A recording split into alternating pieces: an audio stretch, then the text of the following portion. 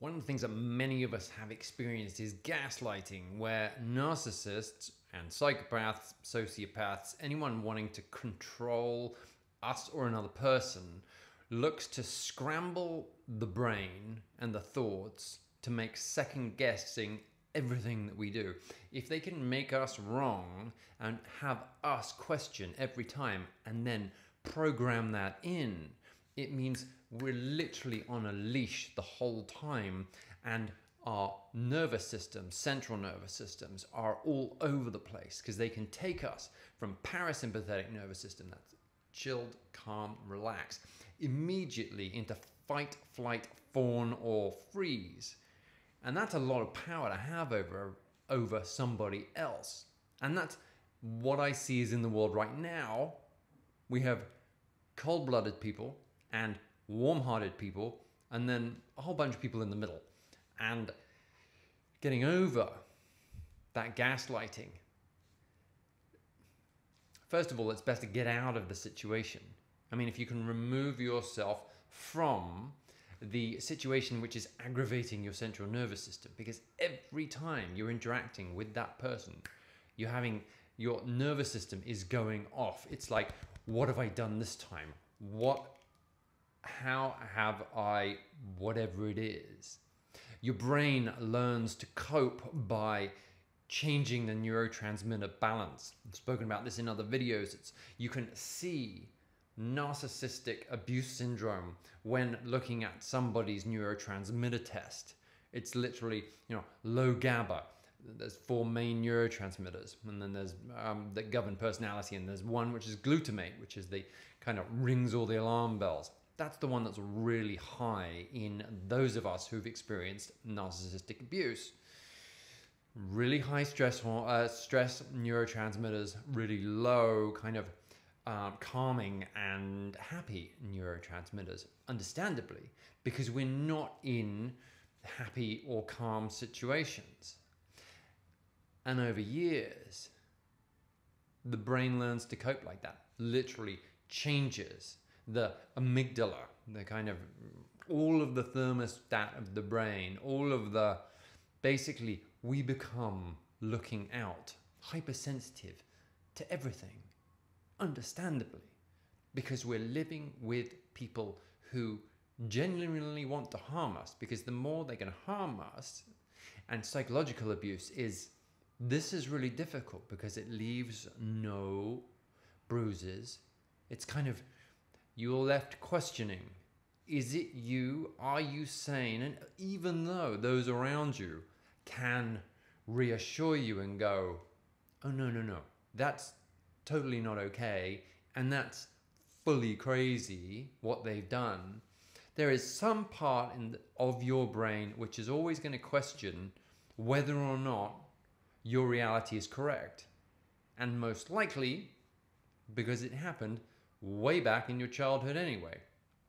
Happened way back in my childhood. As I have been unpacking all of my trauma with a therapist over the last couple of years, the path of my life, I look at it and I'm like, oh, it suddenly makes sense. All of it. My brain was protecting me by putting up walls of denial as to things that I experienced. It was a year into therapy before I could start reading emails as to what had gone on during my marriage. Even though at the time my marriage was ending, I didn't know it was ending, there were friends going, dude, this is crazy. This is not how it's supposed to be. And yet it was 5 years later and a year into therapy that I was actually able to read through those emails, feel the high glutamate levels, the trauma that's stored in the body, that's frozen, that part of me frozen back in that time, and be able to move out of it. Because it's not just about understanding that I had trauma, that's easy. I mean, but when you describe it, there is an objectivity to it. But it's an objectivity that's still wrapped up in trauma. The only way that I have found in order to be able to move through that trauma is to feel it, And that's the hardest thing in the world, because if it's the same feeling, the same trauma as you had when you were a kid, then if you're anything like me, it feels like death. It feels like imminent death. It feels like oblivion. Like there is this dread that's coming. Nothing is going to take it away. And it's like, and at that point, and my body's giving me cues the whole time. It's, you know, again, tight chest, tight temples. This is where your NMDA receptors are. That's what the ones that deal with the glutamate. You know, they're firing off. If you ever have strong pain in the sides of your head, it's gonna be, and I've known so many friends, it's like they're in so much pain, and they've had loads of narcissistic abuse. Of course they have, they're my friends. We kind of group together. But I've seen them talking about what happens, and they're literally, you know, clutching the sides of their head, and what's happening is called a glutamate storm.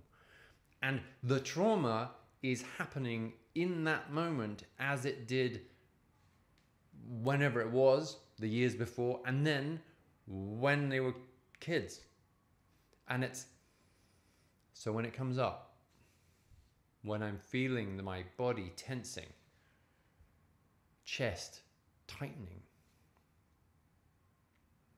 racing thoughts, I need to just slump back. I lay down on the floor, I the Shavasana pose, you know, the pose of death, and just give it up. I say it's basically just falling into God's armchair, God, whatever description you want. It's kind of just sinking back and allowing myself to be held, and then putting my hand on my chest. And the 46-year-old Mark says, "I love you, Mark," sending the message back in time to the 6-year-old who is frozen in trauma at that time, the 4-year-old. There's memories that my earliest memories are of trauma. That's kind of, turns out that's not normal, but I'd forgotten them. Working through this stuff slowly has enabled me to be able to see the trauma, but not have the trauma response. Slowly over time, calming my nervous system, learning to self-soothe. You know, because when I first started on this journey, I've been doing trauma work for about 10 years. And then had very traumatic experiences starting about 7 years ago, and then over the last 7 years. And it was, at times, that trauma comes up and it's uncontrollable, and I would just binge eat. Because if you're binging, if I'm binging, it's literally, you know, my brain is trying to, or my body is trying to, you know, convince my brain that trauma can't be happening.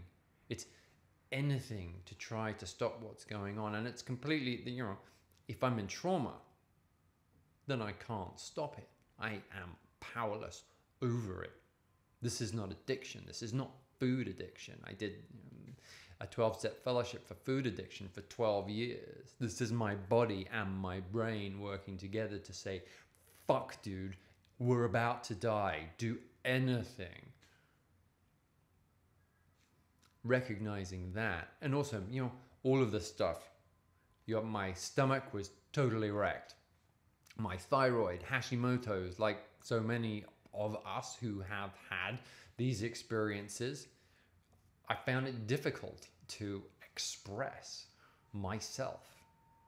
I had underactive thyroid diagnosed 6 months into my relationship because I was finding it difficult to express myself at exactly the same time that I insisted we go into couples therapy, because I found someone who loves me, someone to love me. As I look back, I was like, wow, amazingly codependent, needy, desperate for someone to love me.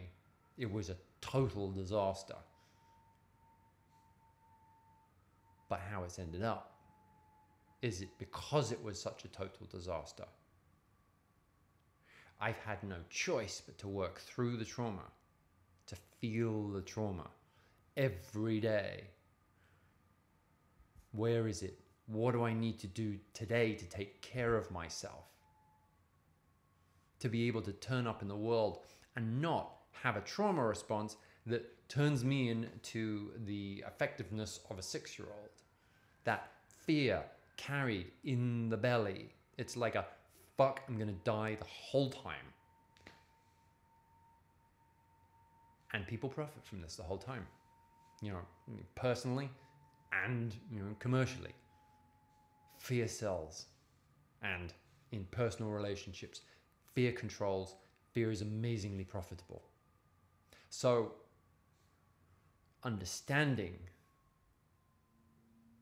what's happening in my body, moving back from the gaslighters, the psychopaths, the narcissists, getting distance, working it through with someone. Mine was with a therapist and friends who had experienced the same thing. Learning to self-soothe, which for an addict is, that's it. That's the diamond. That's the goal. An addict who can self-soothe doesn't need to use. So many of us, so many of my friends have been addicts because there was abuse early on. We learned to cope. Our brains changed. Our bodies changed. Microbiomes changed. And we learned to cope in a way which was powerless.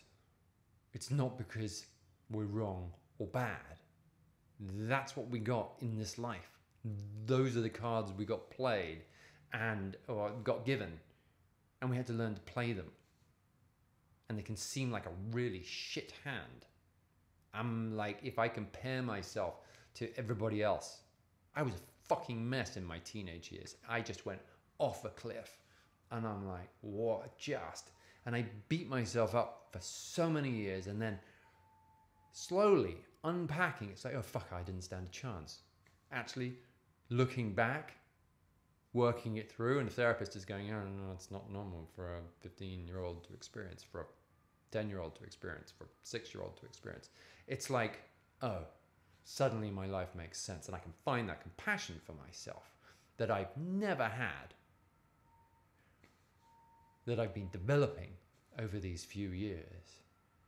And that brings objectivity, so that if there's any more gaslighting, I can step back and go, oh, this is total bullshit. This is literally, look, this is a shame comment. This is meant to flare me.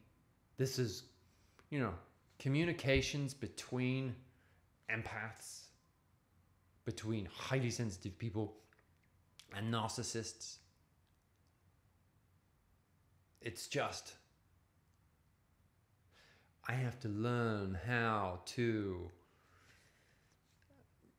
I had a next door neighbor, and he was, I'm pretty sure he's a psychopath. He tortures the dog, which is in one of the other apartments, and he just slams it. I first of all heard him, you know, I'd moved into my apartment, I hear him walking down the hall and haven't met him before, and he's whistling. I'm like, whistling? That's weird. And the dog's going fucking nuts. And I'm like, oh, okay. And so I look through the hole in the door, and he walks into his apartment, still whistling, dog's still going off its nut. He drops his shopping, and then he walks back into the hallway, and then whistles again. So the dog starts going nuts again, and then he's laughing. And I'm like, oh, this guy's fucking damaged. I mean, really damaged. Anyone who tortures, and he's been doing it for fucking months. It's like, what do you do about that? I'm not really sure. I know what to do. But it's like, need to just be aware of that. And the first time I was in the gym, and he comes up and he goes, hey, Mike. And my name's Mark. And I had lead poisoning 3 years ago, so I get people's names wrong anyway. But I was like, oh, fuck it, I don't know his name, just throw it out. I'm like, hey, Brian. And he's like, and there's that immediate boundary set. It's like, I know you've got my name wrong on purpose, and so I've got your name wrong on purpose. There's the boundary. Haven't really spoken since, just kind of, you know, and that's fine. There are people that I want to keep as far away as possible, understanding that they, narcissists go fishing for prey. I find it useful to know those people that prey for me and prey on me. If I can tell the difference, then I can generally know what kind of state my nervous system is in. Self-soothe if necessary. Even if we go up to DEFCON 1 and I need to go, actually, no, whatever it is. And just set that boundary. All of this stuff is practice. And I've had to practice, and it's shit, and it feels awful. But slowly, over time, I was at my computer before, and I'm like, and I realize I'm carrying some stress. And I want to be able to step away and make, hot chocolate, smoothie, whatever it is, and have it in calm and have it in a loving way, nourish myself. That's, what I was never able to do. The binging is a coping mechanism of a trying to nourish. It's a need gone wrong, a need gone, not wrong, awry. There's an old word. It's basically, it's off target. But if I slowly learn to self-soothe it, what is it that I most need in this moment? And now, getting back on camera after these years, I haven't made very many videos in these last few years, and it's fucking nervous system all over the place. 2.5 years ago, I had lead poisoning, and it was horrendous. There's no safe level for lead. If this is 0, this is 10. This is what's considered dangerous. I was at 109, 1,000% higher, 10 times higher than what is considered dangerous. Recovering from that and the nervous system and having to piece back together my brain at the same time as sucking all the shit out of my body and my brain, and going through all of the trauma stuff. I hope you don't have to do that, but you're going to have to do it to a degree, because your nervous system, your microbiome, your brain, your neurotransmitters have all changed because of the trauma. And this is something I've been working on for 6 years to get my body and my brain back. And actually now I've created a course. It's kind of, the aim of it is to take everything I've learned, put it into one thing so that people can come up with a plan as fast as they can over the course of 6 weeks, in order to come up with a plan that they can walk through and get to know their body. You can get to know your body in 6 months. It's what I needed back then that I didn't have. And I guess that's how I got through the last 6 years. First of all, going, okay, this has to be a reason. I can't be going through all of this shit for nothing. It's kind of, there has to be a higher purpose to it. And, being able to I knew I wanted to be able to help people. I want to get back on video and say, hey, I've learned all of these things. And so, because I never want anyone to go through what I went through. I'm a total empath. I'm a total highly sensitive person. I just thought I was, emotionally stunted or useless. And then a friend, she's a cranial therapist. She's like, you're just really, really sensitive. And I'm like, and I shut down so early on because I was sensitive. I remember, and I look at myself in the mirror, and over these last few years, coming to terms with the fact that I look like this, it's like, I don't look like a sensitive person. So when I look in the mirror, I'm like, really? I look like a bully. I remember the first time that I said to myself, I love you, Mark, in front of the mirror. That was 6 years ago. Fucking bawling my eyes out, because there was this fucking disconnect between the 46-year-old, the grown-up who knows how to just do everything, who knows how to manage life, and the 6-year-old who is locked in a cupboard, terrified that something horrendous is going to happen or is happening. And it's my job as the 46-year-old to send the energy and the messages back in time. Mark, I love you. Mark, I love you. In order that I can comfort that part of me, frozen in time, in my body, because the trauma is in my body and my brain. It is a set response to certain stimuli. The more I can do that, the more I can become aware of the cues in my body, give myself what I need in each moment. It's like, what do I need now? Then I stand a chance. And then I can look out in the world. And I mean, the crazy shit that's going on in the world, it's kind of, that is going to take the nervous system crazy anyway. But I need to always ask myself, what is it I most need now? It's usually not social media. But it is now. I've got to a stage where it's like, oh, I need to express myself on camera again. So I can say, my name is Mark, this is the Emotional Alchemist. It's, for me, recovery from narcissistic abuse, scapegoating, gaslighting, trauma. It's about learning how my body works and doing what is necessary in order to bring it back online. That's gut, that's brain, that's hormones, understanding the emotions and how they interact with the trauma and my whole body. That is what I call emotional alchemy. That is what I've been developing over these last 6 years. And it's worked. Not perfectly, I'm still on my journey, but I'm super grateful to be able to get to this stage now. It's like, I should have been dead years ago. My name's Mark, this is the Emotional Alchemist. If you like these videos and want to see more of them, then hit the subscribe button.